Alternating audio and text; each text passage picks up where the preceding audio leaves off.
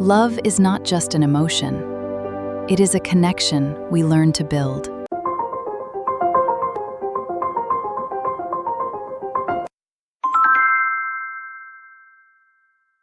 The wave filter creates a two-dimensional wave deformation by shifting both horizontal and vertical pixel coordinates according to sine and cosine functions.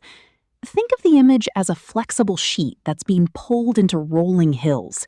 The x-axis bends according to a sine wave of the y-coordinate, while the y-axis bends according to a cosine wave of the x-coordinate.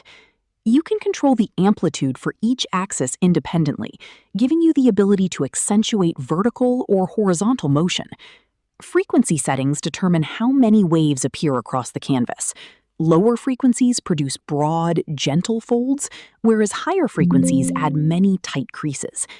Blend the distorted result with the original image to